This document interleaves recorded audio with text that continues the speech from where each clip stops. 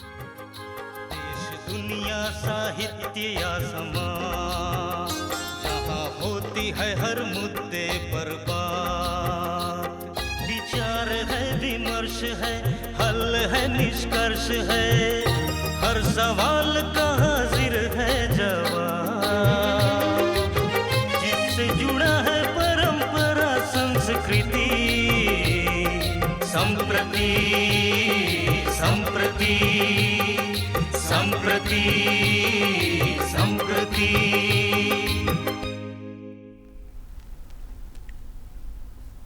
नमस्कार, मैं हूं रवि प्रकाश और यह कार्यक्रम है संप्रति। टेलीफोन का ज़माना है, हम सबके पॉकेट में मोबाइल फ़ोन है, घरों में टेलीफोन है और सारी डिपेंडेंसी जो है वो लगता है कि टेलीफोन पे ही सिमट के रह गई है। चाहे बैंकिंग का मामला हो, बात करने का मामला हो, सारी ज़रूरतें, ऑनलाइन ट्रेडिंग, पेमेंट, तो टेलीफोन हमारी ज़िंदगी का सबसे महत्वपूर्ण पार्ट हो गया आज की तारीख में। सबसे महत्वपूर्ण नहीं भी कहा जाए तो महत्वपूर्ण पार्ट तो है ही। और झारखंड में जैसे इलाके में जहाँ पे भौगोलिक परिस्थितियाँ अलग अलग हैं, कहीं पे समतल है, कहीं पठार है, ज़्यादातर जंगल हैं, तो ऐसे राज्य में जब हम संचार की बात करते हैं, टेलीफोन की बात करते हैं और संचार क्रांति की बात करते हैं, तो हमारे मन में कई तरह के सवाल उठते हैं कि कितना आगे हम बढ़ पाए हैं, कितनी चीज़ें पीछे रह गई हैं, क्या कुछ करना है, कितना कम्पीट कर रहे हैं, ये सारी बातें। तो आज के कार्यक्रम में बात करेंगे झारखंड में संचार क्रांति पर, और इस पर बात करने के लिए हमने खास मेहमान को बुलाया है। हम स्वागत करते हैं उमेश प्रसाद साहब का, जो जनरल मैनेजर हैं झारखंड के BSNL सर्किल की, और हाल ही में सरकार ने आपको झारखंड टेक्निकल यूनिवर्सिटी का रजिस्ट्रार बनाया है। आपको बधाई सर। Thank you. और एक खासियत और भी है साहब की कि पहले भी हमारे कार्यक्रम में आते रहे, हम लोग बात करते रहे कि एक पर्सनालिटी जो आपको अपील करता है, जिसका व्यक्तित्व वो आपकी पर्सनालिटी है। हम लोग देखते हैं आपको, कभी आप हिमालय पे होते हैं, कभी आप स्पिरिचुअलिटी में डूबे हुए होते हैं, और उतनी ही मुस्तैदी से, उसी के समानांतर अलबत्ता उससे ज़्यादा मुस्तैदी से अपना काम भी कर रहे होते हैं। तो वो वर्सेटाइल पर्सनालिटी है, तो आपसे जब भी मिलते हैं तो हम लोग को एनर्जी मिलती है। तो एक तो आपको आपकी एनर्जी बनी रहे, इसके लिए शुभकामनाएं, JTU के रजिस्ट्रार बने इसके लिए बधाई, और आपका स्वागत है हमारे इस कार्यक्रम में। धन्यवाद। सर, क्या नया हो रहा है टेलीफोन में? देखिए, इसको दो पार्ट में बांट के चले कि क्या BSNL में क्या नया हो रहा है एंड पूरे टेलीकॉम क्षेत्र में क्या नया हो रहा है। तो जहाँ तक BSNL की बात है, तो BSNL में जो भारत सरकार ने एक मुहिम छेड़ी थी, मेक इन इंडिया, और उस मुहिम में कोई दूसरे ऑपरेटर तो आ नहीं सकते थे, क्योंकि ये इसलिए भी ज़रूरी है कि लगभग 35,000 करोड़ का सालाना टेलीकॉम इक्विपमेंट्स, हम अप्स एंड डाउन्स अलग अलग हो सकते हैं, बट टेलीकॉम इक्विपमेंट्स हम लोग बाहर से इंपोर्ट करते हैं, और उसको 4 देशों में बनाई जाती है: China, south Korea, Finland and Sweden. लेकिन भारत सरकार ने ठाना कि ये जो 35,000 करोड़ जो स्वयं का है, जो बाहर जा रही है, इसको हम कैसे कैप्चर करें, स्वदेशी टेक्नोलॉजी लाएं, और साथ ही साथ डेटा प्राइवेसी। आज देख रहे हैं चारों तरफ सिक्योरिटी जो है बड़ा इम्पोर्टेंट थ्रेट है, और आप बात करते हैं, इंटरनेट करते हैं, तो अब डेटा प्राइवेसी आपका अपना इक्विपमेंट्स हो तो ज़्यादा अच्छे तरीके से कर सकते हैं। तो ये मुहिम के अंतर्गत मेक इन इंडिया में का कार्य भारत सरकार ने ली, और उसके चलते BSNL 4G 5G क्योंकि अपना है तो थोड़ा समय लगा, इसके चलते हम लोग थोड़ा डिलेड चल रहे हैं, but we are now ready. हम लोग रेडी हैं पूरी तरीके से, इंफ्रास्ट्रक्चर काम चल रहा है, और 4G रोल आउट का जो इनिशिएट है वो ऑलरेडी पंजाब में हो गया है। हमारे यहाँ भी जो इंफ्रा काम है, क्योंकि 4G के टावर में बिना फाइबर के नहीं चल सकते हैं, कुछ नए टावर लगने हैं, तो उसके कार्यक्रम हमारे यहाँ स्टार्ट हो चुके हैं। हमको लगता है जल्द ही जितने सिविल इंफ्रास्ट्रक्चर है वो उसके काम लगभग कंप्लीसन पे है, ऑप्टिकल फाइबर के वर्क चल रहे हैं, इक्विपमेंट सप्लाई के ऑर्डर हो चुके हैं, तो वो हमारा लगता है नवंबर से रोल आउट होना शुरू होगा। लेकिन इससे पहले जो रोल आउट हो रहा है भारत सरकार का, एक है 4G सैचुरेशन जी।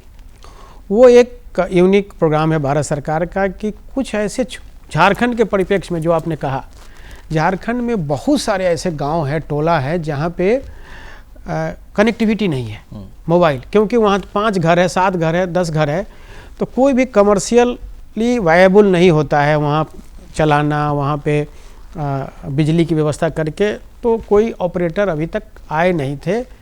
तो ऐसे लगभग 1000 गांव है पूरे झारखंड में जहाँ पे कि सिग्नल, कोई सिग्नल नहीं है, वहाँ के लोग कहीं बाहर जाके ही कुछ कर सकते हैं, कोई सिग्नल नहीं है। तो ऐसे जगहों पे मोबाइल 4G मोबाइल BTS लगाने की जो प्रोग्राम था उसको BSNL को दिया गया है। इसका भी लगभग सब काम हो गया है।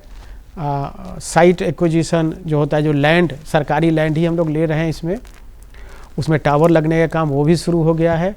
वहाँ भी ऑप्टिकल फाइबर का काम शुरू। तो आप मार्च तक पाएंगे कि भारत, झारखंड का कोई हिस्सा, और भारत में भी ये है, कोई हिस्सा 4G सिग्नल से अछूता नहीं रह जाएगा, क्योंकि वो इंफ्रास्ट्रक्चर है। सरकार ने सोचा जहाँ कोई और नहीं देगा वहाँ हम तो कम से कम दें, लोगों को वंचित ना किया जाए। जहाँ कमर्शियल टाउन में 4G 5G है, वो भी हमारा ग्रेजुअली मार्च के आसपास तक जाके पूरे अक्रॉस द इंडिया शुरू हो जाएगा। उसके अतिरिक्त जो सबसे बड़ी बात जो BSNL के अंदर थी कि भाई बिजली जाती है तो मोबाइल कट जाता है, इसके लिए मैसिव बैटरी रिप्लेसमेंट चल रहा है। और हमको लगता है लगभग 50% जगह बैटरी चेंज हो गया। अभी आपको 50% लोग बोलेंगे कि ऐसा हो रहा है, और पाइपलाइन में है। हमको लगता है कि इस महीने के अंत तक 100% बैटरी रिप्लेस हो जाएंगे। तो एक तरह से जहाँ एग्जिस्टिंग सर्विसेज को दुरुस्त किया जा रहा है, वहाँ न्यू टेक्नोलॉजी आ रही है, और वो स्वदेशी टेक्नोलॉजी आ रही है। और जो दूसरी कंपनियां हैं सर, जो प्राइवेट प्लेयर्स हैं, उनका क्या काम हो रहा है झारखंड में? देखिए, प्राइवेट प्लेयर ने 5G रोल आउट कर दिया। BSNL का भी जो अभी इक्विपमेंट्स लग रहे हैं वो भी 5G सपोर्ट करती है। केवल पहले 4G रोल आउट करके 5G रिलेटेड जो सॉफ्टवेयर अपग्रेडेशन से 5G चालू हो जाएगी। तो पूरी तरीके से 5G का जो बड़ा आने वाले समय में खासकर इंटरप्राइज कस्टमर के लिए काफ़ी बड़ा रोल होगा। और उसका जो फीचर है 5G का वो ये है कि यदि लेमैन में आम जनता के लिए हम समझाना चाहें कि 5G और 4G में सबसे बड़ा डिफरेंस क्या है। स्पीड तो है ही जी, लेकिन ज़रूरी है कि स्पीड में 3 घंटे का मूवी आप 3 घंटे में ही देखेंगे, स्पीड कुछ भी रहे तो सही इसका इस्तेमाल है कहाँ। तो इसका जो फीचर है वो ये है कि इसको एक लेटेंसी बोला जाता है, उसकी टेक्निकल टर्म है लेटेंसी। ऐसा बोलिए कि जैसे हम आँख से देखे और हमारा दिमाग देख के आपको पहचाना, और इसमें जितना सेकंड लगा पहचानने में वही लेटेंसी है। तो कोई मोबाइल का कैमरा या गाड़ी का कैमरा या कोई डॉक्टर ऑपरेशन कर रहे हैं रिमोटली, तो वो कंप्यूटर से कम्युनिकेशन कितना जल्दी मैसेज भेजा, सिग्नल भेजा एंड रिसीव हुआ, तो 1 मिलीसेकेंड। क्योंकि आप पलक झपकते हैं ना, इसका भी एक टाइम है। तो ये है 1 मिलीसेकेंड। और जो 6G आ रहा है वो समझिए कि इसका 1 मिलीसेकेंड का भी लगभग 100th पार्ट है, मतलब कि उसमें कोई सेकेंड ही नहीं कर सकते हैं। जो 6G का भी परिकल्पना है, और झारखंड, भारत सरकार भी 6G में लीड करना चाहती है कि भाई 5G तो चलो कुछ और का है, 6G में हमारा लीड करना है। तो सबका लक्ष्य है कि 5G को रोल आउट कंप्लीट करें जल्दी से जल्दी, और 2025 के बाद 6G को एडॉप्ट करना शुरू करें। क्योंकि जब 6G आएगा तो मशीन और आदमी एक साथ काम कर सकता है। मतलब कि अपने दोस्त के तरह मशीन आपके काम करेगा, मतलब कि अभी मशीन काम कर रहा है 5G में, उस समय मशीन और आदमी समझिए कि इंटीग्रेट हो जाएगा। आपके बगल में बैठ के हम माने काम कर सकते हैं, बात कर सकते हैं। इस कंडीशन में जाना है, और उसके बहुत सारे फ़ायदे होंगे, खासकर इंडस्ट्री को। इंडस्ट्री 4.0 अभी चल रही है, इंडस्ट्री 5.0 आने वाली है। तो आम जनता को भी इंडस्ट्री 4.0 क्या है, इंडस्ट्री 5.0 क्या है, कितने जॉब अपॉर्चुनिटीज़ में आने का है, करोड़ों। एक तरफ कंप्यूटराइजेशन बढ़ रहा है, लेकिन एक तरफ जॉब का भी अपॉर्चुनिटी खुल रहा है। ये हर आदमी को जानना चाहिए कि 6G के आने से क्या हो जाएगा। तो हमको लगता है कि आने वाले समय में टेलीकॉम कंपनियों का भविष्य तो बड़ा ही उज्जवल है, और लोगों को बेनिफिट तो होना ही है। जब हम ये एक अच्छी बात है कि जॉब अपॉर्चुनिटीज़ भी खुल रही हैं टेक्नोलॉजी से। मुझे याद है कि हम लोग जब पिछले जाने पर राजीव गांधी जी को दूरसंचार क्रांति की बात करते थे, तो जो विपक्ष था उस वक्त का वो कहता था कि अरे तो सारे लोग जॉबलेस हो जाएंगे। लेकिन ये अच्छा इत्तेफाक है और अच्छी जानकारी है हम समूह के लिए कि हम लोग ये जान रहे हैं कि हमारे पास टेक्नोलॉजी भी आ रही है, और टेक्नोलॉजी जॉब की ओपनिंग्स लेके आ रही है। बड़ी बात है आज की तारीख में। सर, जो झारखंड जैसे राज्य हैं, जैसे हर शहर दिल्ली तो है नहीं या मुंबई नहीं है, तो जब 6G की कल्पना आप लोग कर रहे हैं, तो जो इस तरह के छोटे राज्य जहाँ पे संसाधनों की थोड़ी कमी है, थोड़ा दूर भी है दिल्ली से, तो ऐसे राज्यों में, ऐसे शहरों में जो होने वाली संचार क्रांति, उसमें कितना वक्त लगेगा, कितना कुछ डिफिकल्टी? अभी क्या है कि जो ग्रामीण क्षेत्र हैं, तो ग्रामीण क्षेत्र में 4G रोल आउट तो मोटा मोटी हो चुका है, जो BSNL का भी 4G बचे हुए जगहों पे हो जाएगा। लेकिन जो 5G है, जिससे कि ग्रामीण क्षेत्र के आदमी को अपने घर में बैठ के अपने इलाज यदि कराने हैं, वो पॉसिबल है 5G में जाके, क्योंकि आना जाना, उसके चलते पॉल्यूशन, परेशानी, पैसा खर्च, इसको भी ये तभी पॉसिबल है जबकि हम high speed internet connectivity, high bandwidth connectivity दे पाएँ। तो उसके लिए ऑलरेडी भारत सरकार का जो भारत नेट कार्यक्रम है, जिसके आधार पे ग्राम पंचायत तक फाइबर पहुंच चुके हैं, उसकी यूटिलाइजेशन भी शुरू हो चुकी है। अब उसके बियॉन्ड जा रही है सरकार कि ग्राम पंचायत से अब गांव में, एक ग्राम पंचायत जैसे झारखंड में देखेंगे तो एवरेज लगभग 7 ग्राम, एक ग्राम पंचायत में 7 ग्राम है। तो ऐसे से भी ग्राम है कि जो पंचायत से 5-6 किलोमीटर दूर भी है। तो यदि हम ग्राम पंचायत तक सीमित रहते हैं तो उनका क्या होगा? तो सरकार ने कहा नहीं, ये फाइबर कनेक्टिविटी का हाई स्पीड है। फाइबर मतलब कि वहाँ 1 GB 100 GB तक 1 TB स्पीड भी जा सकती है, तो वो एटलीस्ट गाँव तक पहुँचे। और आपको आश्चर्य होगा कि BSNL ने 999 रुपये में 6 महीने के लिए, जो कि अराउंड 150 रुपया पड़ता है, 25 Mbps के स्पीड से गाँव में कनेक्टिविटी देने का एक प्लान लाया है। और BSNL काफ़ी तेज़ी से उसको प्रमोट कर रहा है, क्या कि 150 रुपया में 25 Mbps स्पीड, दैट इज समझिए कि आज के दिन में 4G से तो ऊपर है, और कंटिन्यूअस अनलिमिटेड डेटा डाउनलोड है। तो उसमें क्या है कि जिससे कि लोग का डिजिटल डिवाइड, आप अभी देखेंगे एक बड़ा ही फिगर निकल के आ रहा है, और वो है कम्पिटिटिव मार्केट से। आप यदि उसको फिगर को एनालाइज करेंगे तो आप पाएंगे कि इस बार का जो इंजीनियरिंग और मेडिकल के एग्ज़ाम हुए हैं इस साल जी, उसमें ग्रामीण क्षेत्रों से बहुत बच्चे हैं रिस्पेक्टिवली, और वो ऐसे बच्चे हैं जिन्होंने कोचिंग नहीं की है। अब आप देखिए फ़ायदा, वो बच्चे इसी यूट्यूब से गांव में ही रह के वो पढ़ ले रहे हैं। और आपका देखिएगा इसमें नीट के कटअफ, जो नीट का कटअफ है वो जंप किया है।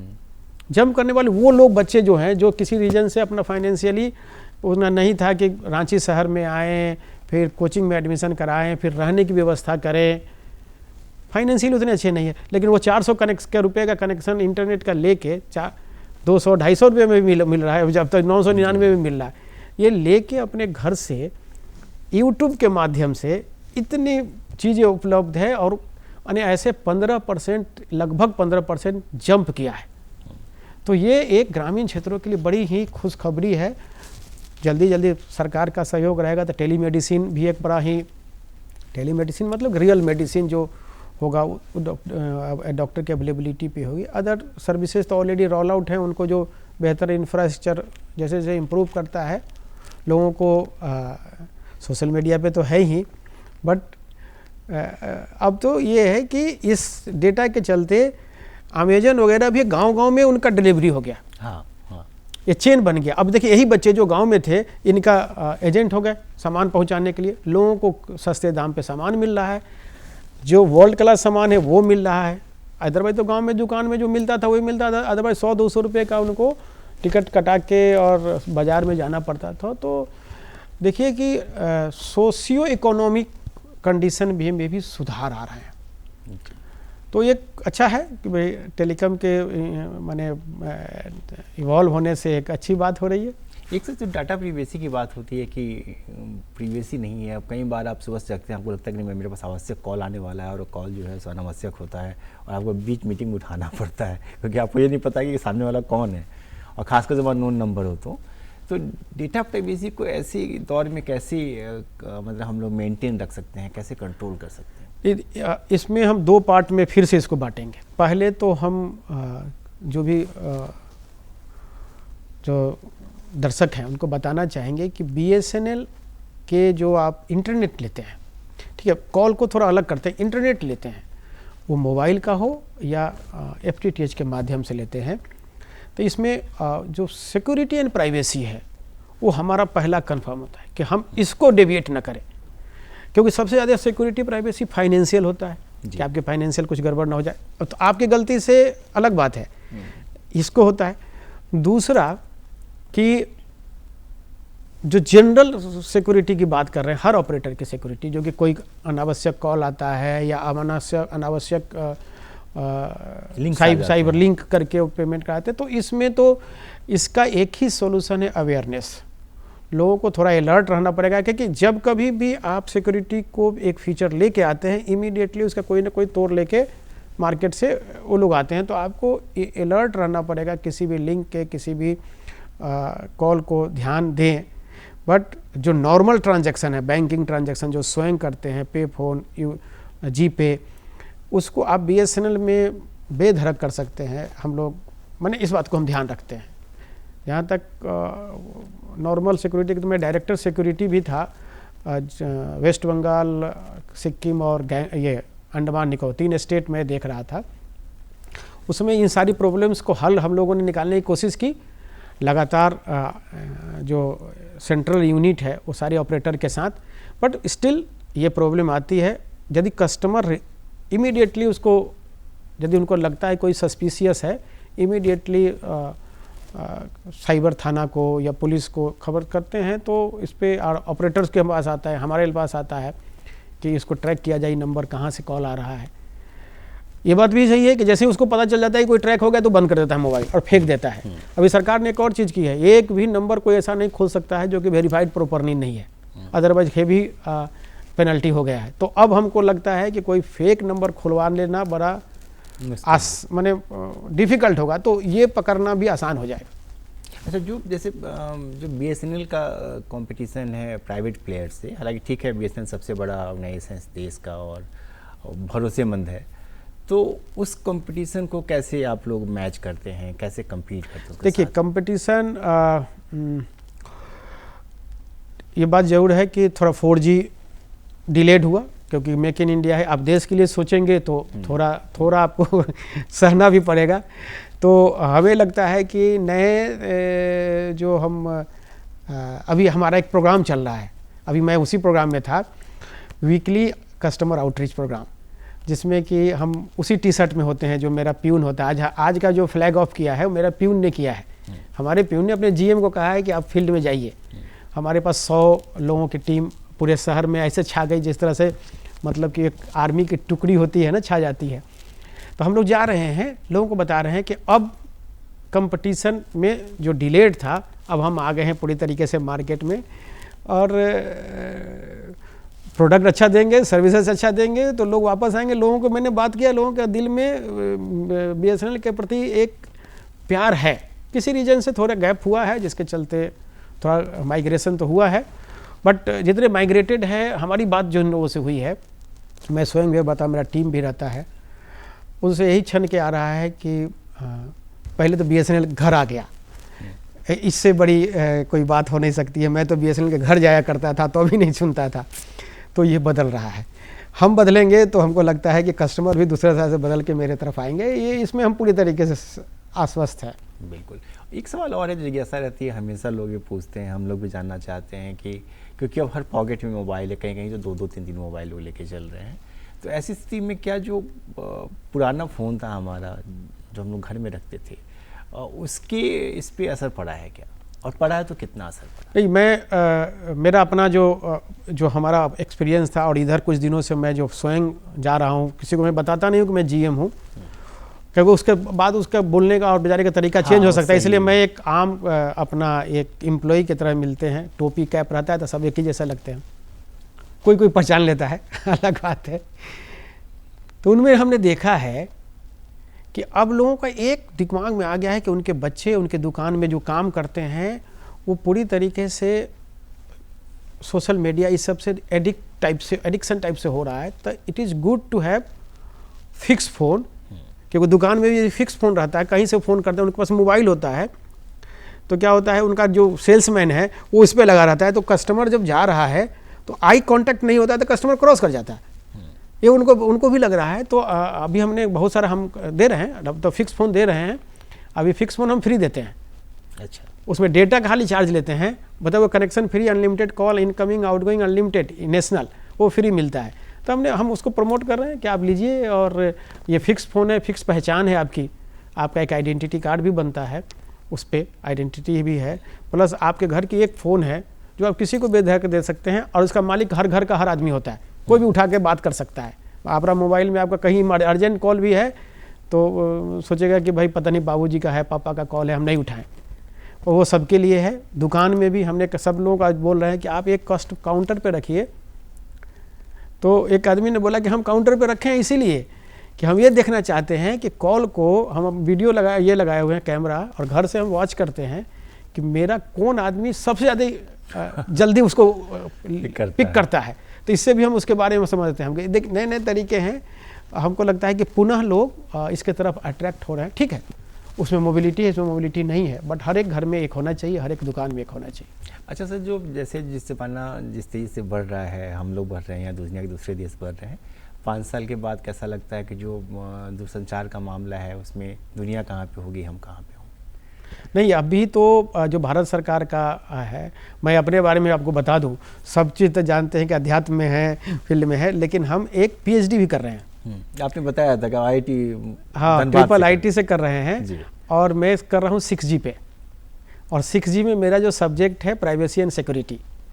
जब 5G होंगे, अभी जब 5G फुल ग्रोन हो जाएगा तो इसमें डिवाइसेस कनेक्टेड होंगे, सारा सिस्टम एक दूसरे से पूरी तरह से कनेक्टेड होगा, तो इसमें सिक्योरिटी ब्रीच की बहुत ज़्यादा संभावना है, और उससे पूरे के पूरे स्टॉप हो सकता है सिस्टम। तो 6G वाला में हम आपको बताते हैं, प्राइम मिनिस्टर महोदय का भी जो विजन है कि 6G में इंडिया नंबर 1 होना चाहिए। और जब झारखंड से हम लोग टाइप का आदमी भी 6G में रिसर्च कर रहा है, तो आप इसकी महत्व को समझ सकते हैं कि आने वाले समय में 6G, मतलब कि अब तो चूँकि 5G ऑलरेडी रोल आउट हो गया, तो हमें और आगे की बात सोचना है। 6G में इंडिया हमें लगता है कि नंबर 1 होगी। क्या बात। और इतने लोग उसमें अट्रैक्ट हो रहे हैं, और लेकिन मैं कर रहा हूँ, मेरी वाइफ भी 6G में कर रही है, उसका कोई और टॉपिक है, उसके यूजेस क्या है उस पर कर रही है। तो हम लोग अब तो रुकने वाली बात ही नहीं है। मुझे याद है कि आपने, आपकी मिसेज ने और आपकी बेटी ने तीनों ने एक साथ शुरू किया था।